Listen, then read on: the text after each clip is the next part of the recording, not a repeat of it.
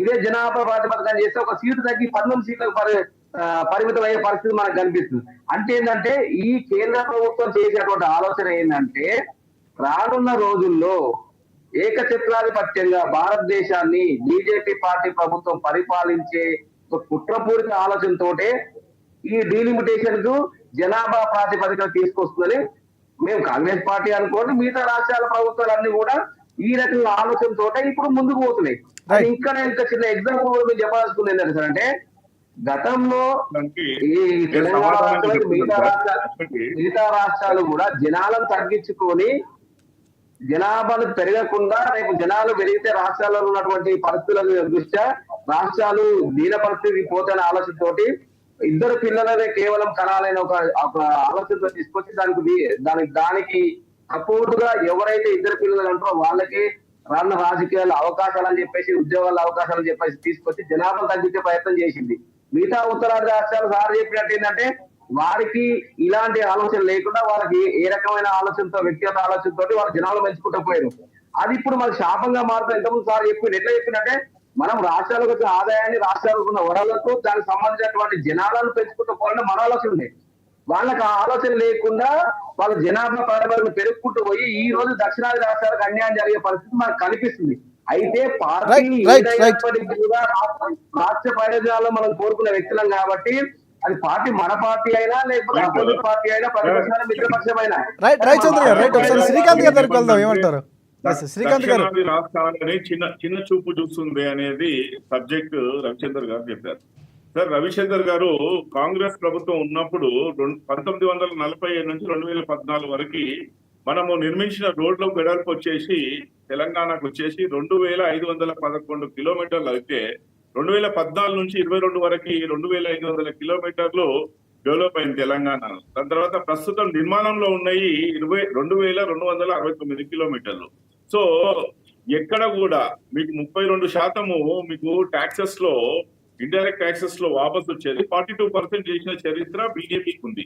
మీరు అన్నట్టు ఎవరు ఎక్కడ పర్సంటేజ్ పెంచి రాష్ట్రాలను ఆదుకోవాలనే ఉద్దేశంతో ఎక్కడైతే రెవెన్యూ వస్తుందో కానీ ఒకటి శ్రీకాంత్ గారు, ప్రధానంగా సీఎం రేవంత్ రెడ్డి గారు కానీ కాంగ్రెస్ పార్టీని ఆరోపిస్తుంది. రూపాయి తీసుకుని 40 పైసలే తెలంగాణకి ఇస్తున్నారు, పన్నుల వాటలో నష్టం ఉందని చెప్పి. 32 పైసలు ఇచ్చింది కదా సార్, కాంగ్రెస్ రూల్ చేసింది 62 సంవత్సరాలు 63 ఆ రోజు మరి కాంగ్రెస్ ప్రభుత్వం రూపాయి తీసుకొని 32 పైసలు ఇచ్చినప్పుడు అది కాదా? అది సెంట్రల్ గవర్నమెంట్ చేసింది కాదా?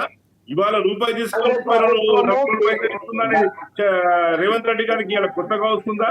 అది కొత్త చరిత్ర నాది ఏం సార్ మాట్లాడేది? ఇవాళ రాష్ట్రానికి రావాల్సిన రాబడిని 40% చేసిన చరిత్ర మోడీ గారిది. ఇవాళ ఆయన మొత్తం భారతదేశంలో south India, east India, west India, north India అని చూడట్లేదు.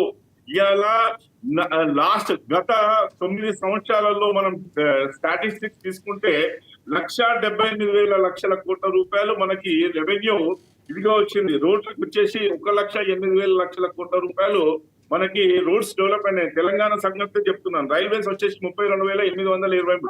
63 సంవత్సరాలు ఉన్న కాంగ్రెస్ నేను చెప్పిన ఫిగర్స్ లో అట్లీస్ట్ 20% కూడా చేయలేదు సార్.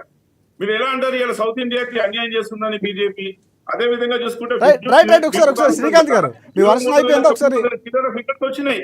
నేనేమన్నానంటే ఏదో సమస్య ఏదైతే తీసుకురాలేదో, పెళ్లి కాని పిల్లగానికి కొడుకు పుట్టినట్టు వాడి జాతకం చూపించుకున్నట్టు రేపు ఇది జరిగిపోతుందని భ్రమించడము చాలా తప్పు. దీని గురించి సెంట్రల్ గవర్నమెంట్ ఏదైనా ఇష్యూ తీసుకొని బేస్ తీసుకొని దీని గురించి ఇచ్చేసిన రోజు కంపల్సరిగా మీతో పాటు మేము కూడా దాని గురించి మాట్లాడతాం. కానీ ఇవాళ ఏం జరిగింది దాని గురించి తీసుకొచ్చి ముంగడ రవిచంద్ర గారు మీరేమంటారు? రాష్ట్రాలకు అన్యాయం చేసే ఉద్దేశం బీజేపీ పార్టీ కానీ మోదీ గారు కానీ లేదు, సమానంగా ఓటా ఇస్తున్నాం. గతంలో 32 పైసలు ఇస్తే మీరు ఏం చేస్తారు? మీ పార్టీ కాంగ్రెస్ పార్టీ ఇచ్చింది, కానీ రేవంత్ రెడ్డి గారు ఇప్పుడు 40 పైసలు ఇస్తున్నందుకు ఎంత మాట్లాడుతున్నారు? ఎప్పుడు ఇవ్వనటువంటి స్థాయిలో ఇచ్చింది, కనీసం ఇందులో 20% కూడా కాంగ్రెస్ పార్టీ ఇవ్వలేదు అంటున్నారు. మీరేమంటారు? గతంలో కేంద్రంలో కాంగ్రెస్ పార్టీ ప్రభుత్వం ఉన్నప్పుడు రాష్ట్రాల నుంచి పోయిన వాటా ఎంత ప్రభుత్వానికి, ప్రస్తుతము రాష్ట్రాల నుంచి కేంద్ర ప్రభుత్వానికి పోయిన శాతం ఎంత, దీన్ని కూడా మనం గ్రహించాలి. 15-20 సంవత్సరాల క్రితం ఉన్నటువంటి ప్రభుత్వాలకు ఉన్నటువంటి తెలంగాణ రాష్ట్ర ఆదాయము ప్రస్తుతం తెలంగాణ రాష్ట్ర ఆదాయం ఈక్వల్ ఉందా అండి? లేదు కదా. గడిచిన 15 సంవత్సరాల కింద తెలంగాణ రాష్ట్రం అయితే ఏ రకంగా అభివృద్ధి చెందిందో అందరూ తెలుసు. ఇంకొక చిన్న విషయం ఇక్కడ మిత్రులు చెప్పాల్సిన విషయం కూడా ఏంటంటే, కేంద్ర ప్రభుత్వంలో ఉన్నటువంటి కొన్ని సంస్థలు అంటే మన రాష్ట్రానికి ఏదైతే మిలిటరీ